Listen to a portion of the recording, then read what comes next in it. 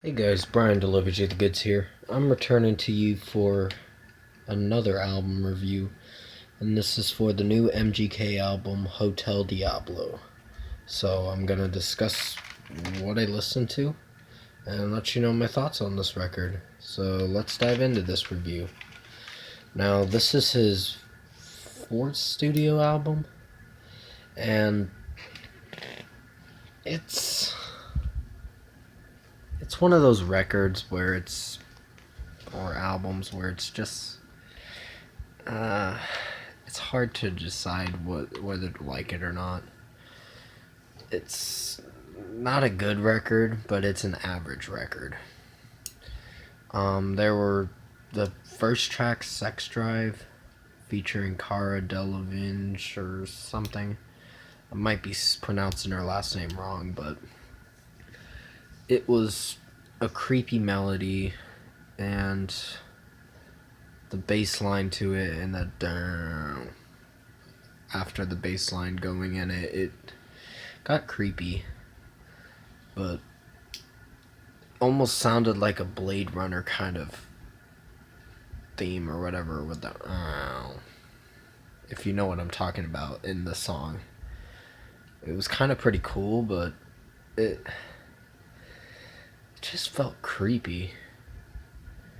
This song, the intro was pretty creepy, but it wasn't bad. I didn't hate it. I gave it a 4.5 out of 5 because just the creepiness of that track just, ugh. I'm just like shivers down my spine mostly. But the second track, El Diablo, was kind of a freestyle track for his introducing most of the album. Well, it's the second track on the album, but does pretty good to be entertaining for what it is. Hotel Hollywood Whore. I almost said Hotel Diablo. That's the album I'm talking about, but yeah. Hollywood Whore I really did like. The guitars in it, or the guitar in it, is great. That MGK brings out in it, it's really good. The drum work in it's great, and how MGK's verses are spitting out. He's doing a really good job rapping this song, and I like the second verse, the "somebody I effed" or whatever. That was the end of the second verse was pretty good. I was just like, oh wow, didn't see him saying that, and well, I kind of expected it, but I just didn't see him saying something a little like that or whatever. I don't know. I'm probably saying the wrong thing right now. I did enjoy Glass House a lot. He mentioned Chester Bennington in the song, and Lil Peep and Mac Miller. He mentioned those three artists that passed away too soon. That were very talented. Well, Chester was very talented. He was a legend, mostly. But it's still sad to even think about Linkin Park, because I don't know, I just go back to it, but I still feel depressed when I hear Linkin Park some of the time, because Chester's not with us anymore. But it's something I'm mostly getting over now as a fan of Linkin Park, but it's still pretty hard because I grew up listening to their music, and it still gets to me some of the time. But to talk about Glass House, this track was great. He did a great job on this track, and mentioning those three artists in it just brought a lot of light to the subject about feeling suicidal and all that, and depression as well. So this is, it's good to let it out in a song, but to actually do it is a different thing. To actually do it, it's not healthy. To I wouldn't say it's not healthy, it's just the wrong thing to do. It's the coward's way out mostly. But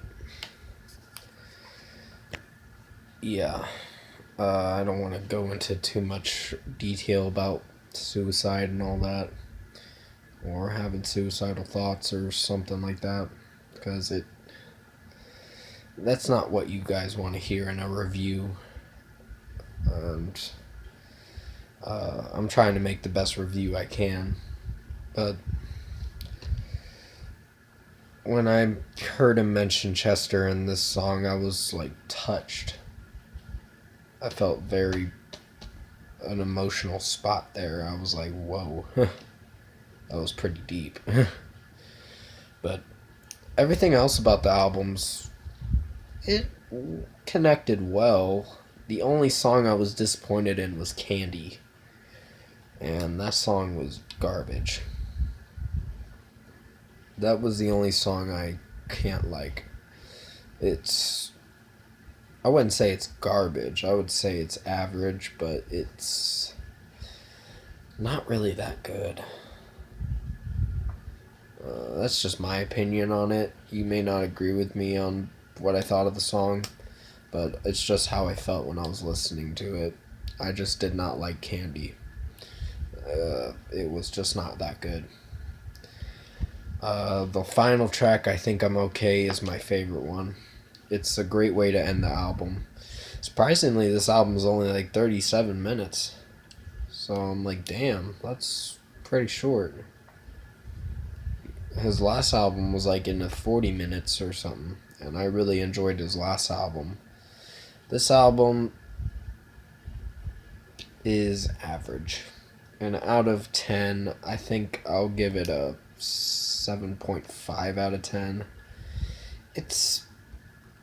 There are some tracks to come back to that I did appreciate. And some funny tracks in here. The interludes were kind of funny. The Truck Norris interlude was kind of funny. A Message from the Count was pretty funny.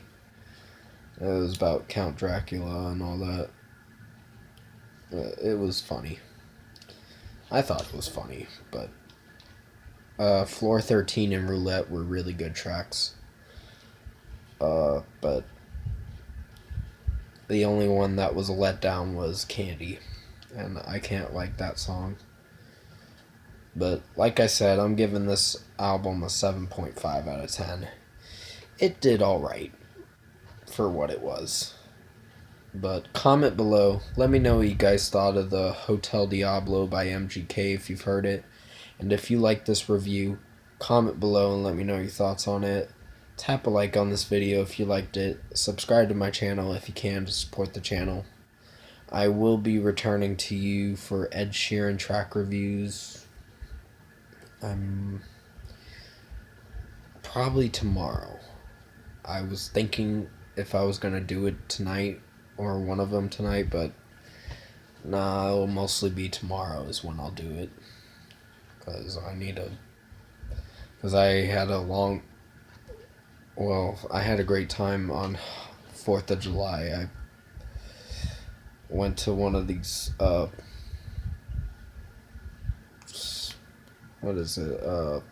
social events or whatever, and it was pretty fun. And it pretty much felt like the weekend, 4th of July did. But when I went back to work today, I was like, oh, I don't want to go to work. I just felt like I didn't want to go, but I had to. But thank you I don't know why I'm talking to you guys about this. I just wanted to say it just because what I was mostly doing yesterday and some of today. Yeah. But thank you for watching this review.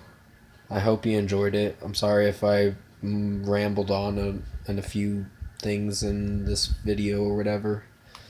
I just thought this album was average.